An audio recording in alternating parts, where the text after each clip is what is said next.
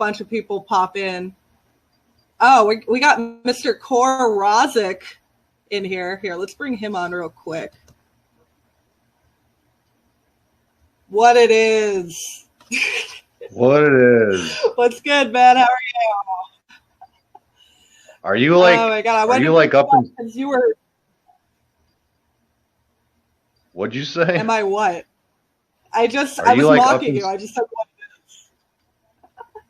Yeah, I heard what you said, but no, like, are you like up in space or something? You're like in a black hole somewhere, like. I like Soundgarden, Black Hole Sun. I don't know. All right, no, I just wanted to make sure you were like still with us. Like, I don't know, like. Yeah, I'm in Satan's hellhole. It's fine. It's fine. I do see we do have Calico popping in. I did kind of tease a special guest because I wasn't sure if she was going to be able to make it or not. So I'm going to pop her in. I'm going to leave Cora on too if he wants to add any 2 cents worth. Sure. Let's add her. Hello. Hey, doll. How are you? I'm so glad you could make it on. I'm good. Hey, how's it going? Sorry, we're getting ready for Beasto Blanco is going to do a live stream with the Monsters of Rock. So I'm building our set currently. I don't know if you can see her. Whoop, shoot. That's supposed to be me. That's what I look like when I'm on the clock. Oh, wow. This is what I look like when I'm off the clock. That is so cool. I always thought your mannequins on stage were always like the dopest things ever. I make them all. So we, I didn't know that. That's really cool. Yeah, I make all the set pieces because my backyard is concrete, so I can do those things. Yeah, you kind of take everything. You can paint stuff and not worry about it staying. I know. Well, it's so funny because you would never, whenever I come and go from a show, nobody ever recognizes me. They're always like, "Oh, are you Calico's cousin?" I'm like, "Yeah, yes." Because this is normally what I noticed that. I noticed that in Cleveland because you came in like this big like hat and you kind of like had like a Woodstock attire and everyone's like, "Is that Calico?" And I'm just like, I'm gonna say no because she probably doesn't want bothered right now. No, it's funny. I think when I feel like whatever you do for work, you just don't want to dress like that when you're not at work. Yeah. So for me, it's like there's so much like paint and glitter and glue and all that stuff. And I mean, that's just when we're doing Beasto. It's like a lot of other times, you know, like on film and television, like I'll do roles where, you know, I'm a soccer mom, which is hysterical for all kinds of reasons. But that's my business. That's what I do for a living, is play other people. So yeah. I just try to soften it up a little, man. Yeah. Get the hippie vibes going on. Who needs a pool guy? Not me. Yeah. You got this. You got this. I believe in you. But yeah, I just wanted to stop in. We have a live stream on the 15th. It's on Facebook. So it's be Beasto Live, brought to you by the Monsters of Rock. So now you know all the cool stuff you see on stage. These tiny little crab danglers made all of them. I did not. I actually didn't know that, and I feel like I should have known that. I had no idea that you made your own stuff. That is really fucking cool. I love that. I do. Well, because you know, you get an idea at like 4:00 in the morning, and I mean, who am I gonna call? The Ghostbusters? Like, I just go, I know where I can get a mannequin, and I know where there's you know a CO2 gun, and I know this and that, and so yeah, it's like. The quickest way from like vision to like actually having it is just doing it yourself. And if you can't figure it out, there's YouTube. So like the first time I was like, how do I burn something safely with a blowtorch? I was like, and then someone showed me. I feel that though. It'll be like 4 a.m. and I'm like, I have this really cool photo idea, but nobody's here and I can't bother anybody with this. So I'm going to throw on a bunch of makeup and put my camera on a timer and just roll with it. And just do it yourself. One of the coolest photo shoots I ever saw, there was this photographer named Gabrielle Geiselman, and she set up her camera. She was having like a mental breakdown, like a full-on melt. and this was years ago, and she set up her camera on a self-timer and just put on a bunch of red lipstick and then had a full-on meltdown. So she was like crying and like rubbing her face, and it was this series of all of like that, and it caught the most beautiful angles and like real emotion, and it was just so cool. I really loved it. Yeah, I think I remember kind Like of a mental seeing that. It was breakdown in the moment. Yeah, but you're catching every nanosecond of, so everywhere she was pulling her face and like, you know, and she wasn't posing, she was really crying, and so it's where the wrinkles and the tears were, you couldn't have manufactured it. It was too perfect. Yeah, that's pretty insane. I think I remember seeing that. Actually, now that you mention it, I remember seeing something similar at least. And it's always really, that's one of the reasons I love photographing live concerts so much, is because you get that raw emotion. And it's kind of like the same thing you're talking about. Catching like that raw, like in the moment thing that you can't like just pose or replicate. Like it's something that you can get in a magazine, a photo shoot. I mean, anybody that's in a band, I'm sure everybody can attest to this. Like the most awkward thing in the world are set up band photo shoots, because it's like, how do you not look like there's, and especially if you're funny, like all Beasto Blanco, incredible musicians, consummate professionals, but great showmen, but also really funny people. So it's hard to look like, I don't know. It's just, you catch Beasto live. If you ever just Google Beasto Blanco, the photos are like, because we have the privilege of knowing so many great photographers, and we are so theatrical and so like, you know, we build things and do things. But just trying to get a band shot is hysterical and takes the longest ever. The outtakes is what you should use, because everyone's like, you know, how can you make it work? The worst thing you could tell somebody is try and look hard. Try and look metal. I couldn't do it to save my life. But if the intro music is rolling and somebody puts a spotlight on me, it's like it, right? Because I'm not thinking about it. You're like, all right, Calico, look hard. I'm like, what's up? I'm pretty much the most metal chick ever. Cool. Yeah. So. Yeah. Yeah, you look like anytime someone tries to like tell me like, oh, you need to like look like hard for this photo, or you need to look edgy. Like I look like the biggest fuck boy on Tinder. Like I can't help it. I think that's how everybody is. Yeah, well, it's a testament. Yeah, you're the only person I matched with. But it's like, you know, on Christmas when we were kids and like, you know, the family would do like go to Kmart or Walmart or whatever, like family photo shoots. It's the exact opposite. When you go, everybody smile and try and look nice. Everyone's like, just, yeah, the teenager always looks angry. The mom is always like, you know, dad is always like trying to look dad. Like trying to like push everybody.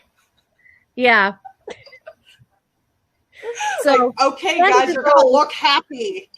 Everyone look happy. Well, that's like everyone look metal. Everyone look happy. It just doesn't. I don't know. It just doesn't read. I think the most metal I look is if I'm cleaning a bathroom, because A, I've got angst. B, I'm scrubbing, so it's just like that's my natural metal face. And maybe a little more eyeliner. That's like the natural. Yeah. That's it's like I look angry cleaning my bathroom. Right, exactly. So what else you guys up to today? This stream's been my thing today, man. I've been prepping for it all day. It's been like my savior since obviously like all the touring stuff's been canceled. I've been mainly focusing on the podcast stuff. So he's right. You do look like you're in a space hole. I like it. Yeah. Yeah, I would guess the vacuum of outer space here. I would guess a rad studio over there, and then clearly I'm in Southern California because the sun is like. Yeah, this is my self-indulgence. I need to get a new backdrop. Like, oh yeah, let me see it. All my tour posters, you know. Heck like, yeah! Oh, I know that girl. Yeah, you know her. I know that girl. She's a lord. Yeah, that was our big tour last year. That was probably one of the best tours we ever did. Nita's the best.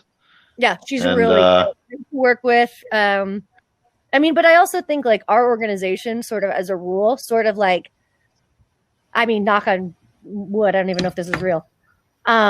We've always attracted those kind of musicians. We've always attracted people that were not just good on stage and not just amazing musicians, but also really business savvy and have their own thing on also, because that's great. And it's not encouraged in every, you know, big, humongous band. You know, a lot of times they prefer it's not. I mean, stay kind of. I mean, we learned so much on that tour. I mean, we've done tours before, but in a way, it's kind of an extension of the Alice camp as far as how they run such a tight ship. So we adapted to that luckily very quickly. But when we got on the tour, we kind of had PTSD in a way from past tours. I was like, wait a minute. You guys actually like us? You want us to be your friend? Wait, you want us to go to the movies with you? I was like, what? Well, it's like, I wasn't used to that. We all fall from the same tree. And so it's like, you know, we all kind of learned from the other bands we were in, you know, like Chuck from Beasto was also in Dio and Alice and we, you know, all this stuff. And so they are not just around for as many years as they have by accident. You know what I mean? They keep the same crew, they keep the same band forever because it's such a great environment. And then when you go off and do your own thing, you want to run it like Alice, you want to run it like Dio, you want to run it, and you just make lifelong connections and lifelong friends. And it doesn't make any sense to me to go out on tour with a band that you're just tolerating. Does that make sense? Like, why would you just listen to their demos? Do you like it? If you like it, great. Then do it together. But I've definitely been on and been a part of some tours where it was like, oh, we hate these guys. And I'm going, then why did it? I mean, I get the business of it, but you are stuck with these people. So we've been really lucky so far. Like, you know, we just did a run with Beasto went out with Hailstorm and Palais Royale. And it was a teen fest. It was big sheds, right? Standing room only. And it was all teenagers. And it was so cool to see that demographic react to Beasto. Because, I mean, obviously you see what I look like in real life. But when I'm at work, I'm 7'4", like cyborg with like dreads and everything. And these little girls are going, yeah. And I'm going, yeah.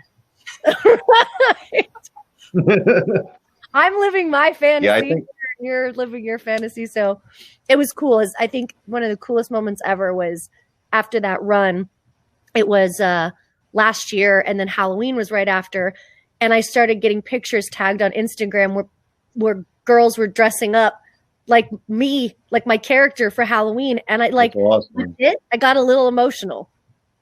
I was like, wow, that really reached them. Because like you know what I mean? Like, and like what I was selling wasn't like dirty, raunchy sex. It was like this powerful, like almost like futuristic sort of Charlize Theron in Mad Max kind of thing. And you're drawn to it, but you're not like, oh, that's so like skeezy and slutty. Yeah. There's a power and a sexuality where it's like, this girl could 100% kick my ass. And that's what I was selling. And I think that I really it grabbed onto some people. And I was really touched by that. Yeah. I think it's huge whenever you can. Sorry. You guys both heard this. I said, I think it's always cool when you can play to a younger demographic, because obviously with metal, there's some sort of a stigma. You know, I think our fan base is kind of like 28 to 58. You know, so I think whenever we get a chance to, you know, play for younger people, I think the greatest feeling is when you find out, you know, like the parent comes up and they're like, oh, this is my kid's first ever show. It's like, wow, I'm like. Yeah. I'm freaking nobody. I'm their first ever show. But I love that. And then it's a great feeling to know that. Absolutely. And they may even go and, you know, pick up a guitar that night because they loved what they saw so much. You know what I mean? And yeah, I'm just, I'm really encouraged, you know, seeing a demographic that I thought was like sort of just like lost to kind of disposable music. And come up to me and go, I wrote my very first song since I saw you last. Like, here's what it sounds like. Will you take the demo? Will you listen to it? I'm like, yeah, hell yeah. So it's alive. It's not dead yet. Rock is not dead yet. No. And I mean, like, I'm really excited for this, obviously for obvious reasons, because we're all stuck at home, but for this, this live stream, the Monsters of Rock have really been really integral in getting shows out to people. You know, let's say that you're like really stuck at home, like New York. You know what I mean? Like LA. Yes, I'm right here. Yeah, I'm in Pasadena, so I'm a little bit up in the hills. But like, if you are, you know, this is a live stream concert, and we're gonna bring you the whole thing, like all the explosions, all the bells and whistles, and it's more for me than anything. Like as I was painting this robot today, I was just like, this brings me so much joy. I'm so excited. Do you know what I mean? Like, oh, I have so much to do. I have exploding cannons to find, and I have robots to paint. You're awesome. Like, I have a show to do. I'm so excited. All right. So I'm going to let you guys go because I see who's Dakota and Calico. Hi from Jeremy from the Rock Roll Residency. Hi. But I've got to finish painting. I'm going to give you one more close look at my handiwork today because I'm really proud. Her eyes glow in the dark. Look at her. Isn't she beautiful? Looks great. Ready for war. That is so dope. That is so dope. I will turn into this in a mere ready to go. 100 days. We'll see you guys then. I hope you guys come stop by. Good to see you. Good to see you. I will. Thank you, Calico. Absolutely. Bye-bye. Okay, let me see who else I got here. Let's bring on